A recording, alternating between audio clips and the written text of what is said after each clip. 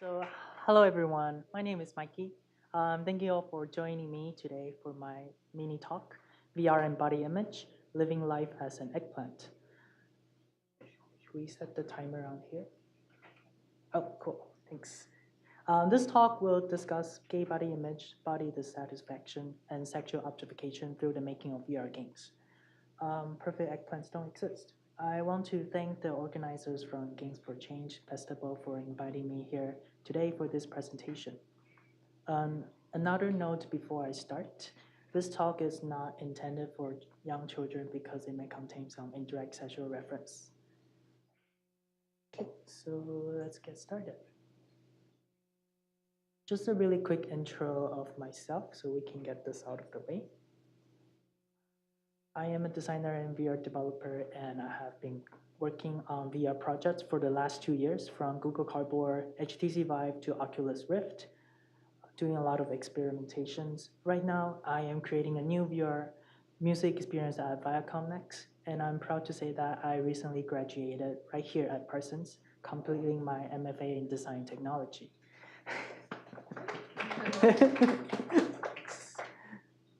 Okay, so jumping into the topic now. So, what is Perfect Eggplants Don't Exist, and what is it really about? The concept of the game originated from our obsession with our own body images in the digital age. We care a lot about how we look and often reduces ourselves into physical shapes in order to simply compare our bodies with ourselves and others. This notion of objectification can especially be seen in gay dating apps such as Grindr, which users upload images of headless torsos or body parts as representations of themselves and base judgments solely on those pictures. Often in these profiles, there is a term like no fats, no fam, which is a discriminating term that promotes masculinity and masculinity to be the only acceptable norm to be exist. This phrase became very popular that a company in 2016 created a tank top with no fats, no fam printed on it. Of course, they faced a huge backlash from the gay community, but this instance points out that objectification and heteronormative values still very much exist in today's gay community. To understand why objectification is so prevalent in the gay community, I studied some of the theories and researches that directly look into gay male body dissatisfaction and found a term called the gay male gaze. The gay male gaze basically says that the gay men are twice likely to objectify themselves and others because they have the eyes of a typical male gaze, but uses those male gaze on male bodies, which reflects directly back to their own bodies, creating a doubling effect. So based on this theory, I create the VR game Perfect Eggplants Don't Exist as a direct response to the gay men's obsession with their own body image in the digital space. Here are just some of the ideas that the game touches upon. And now let me play you the game trailer.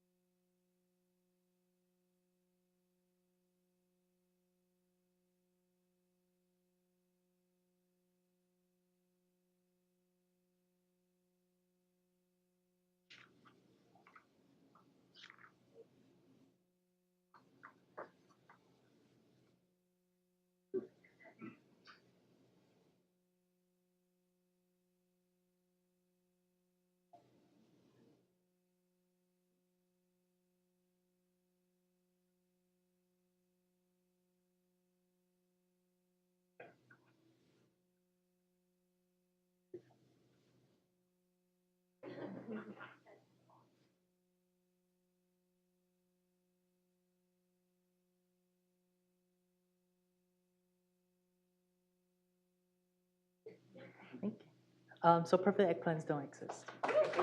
It is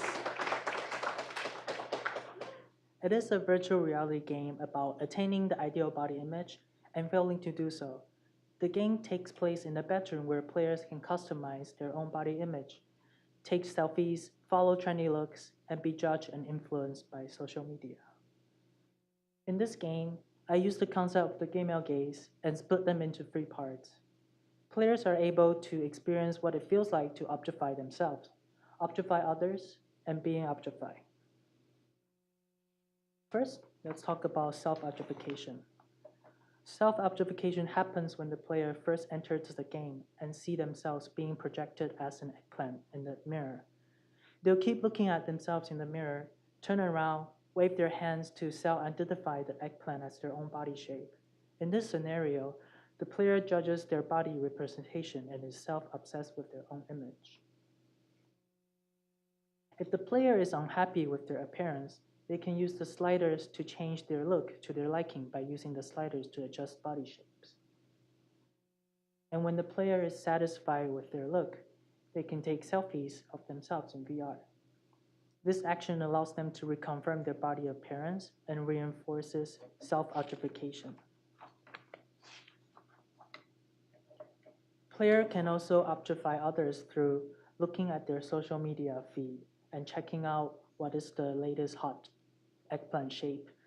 The trending look serves as the ideal body image in this world and is constantly changing to reflect the endless craving of achieving an ideal shape. Last but not least, player experience being objectified when they receive unsolicited text messages. This scenario references the normalization of sexual objectification in gay dating apps and how a person's worth is only judged by their body appearance. So why choose VR as the medium to create objectification and the gamel gaze?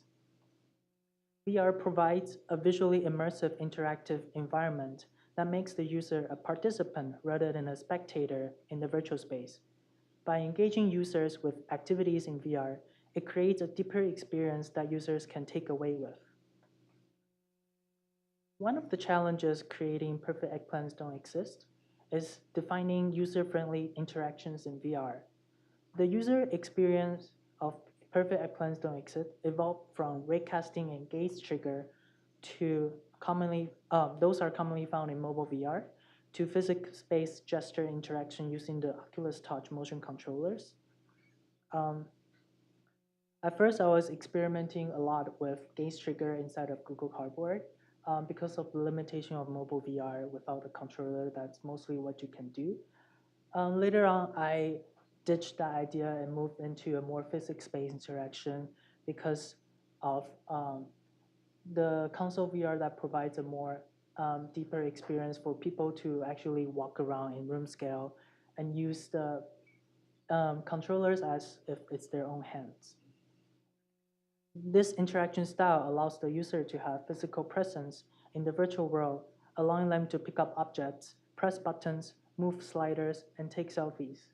Since the controllers are spatially tracked by sensors, the user will also have a more natural way of interacting with things in VR. Another feature that is embedded in perfect eggplants don't exist is the VR mirror that helps users self-identify with their virtual avatar. Since the user's head and hands are all tracked by the sensors, the avatar is able to reflect the player's gestures and make the user inhabit a virtual body. This ties really closely with the idea of the Proteus effect, which makes the users change their behavior in VR to match their avatar. Imperfect eggplants don't exist. Players exhibit exaggerated behaviors when they identify themselves as the eggplant. The adoption of virtual avatar as the player's own body creates an impact on the player when they are being sexually objectified in the game as well.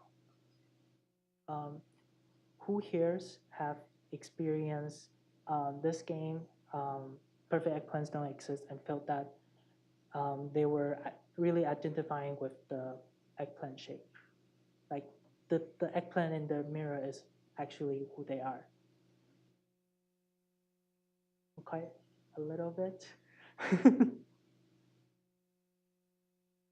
And yeah, so that's about it. Right now, the perfect eggplants don't exist is still in its research phase, looking at how people could better identify themselves in VR, how I can further use this method of VR mirroring to use it as a mechanic not just for games, but for people to utilize that idea of Porteous effect to create a deeper, engaging, meaningful VR experience. Thank you so much.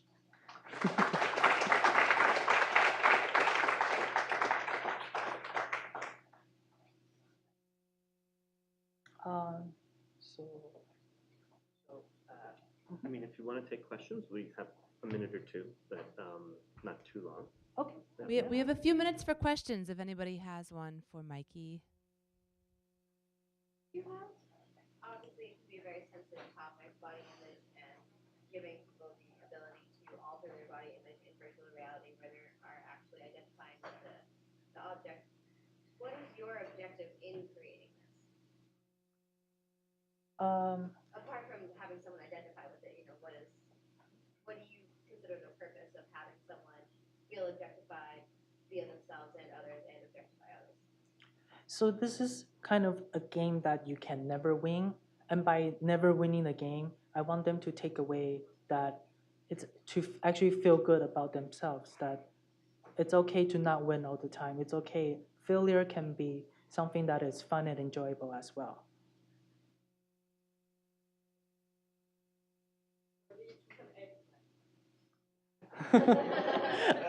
This is always implied, and I never directly pointed out, but it's internet usage of how the eggplant evolved from just the simple vegetable to the male genitalia. And that's actually coming through a lot from the text messages that you'll be receiving in the game.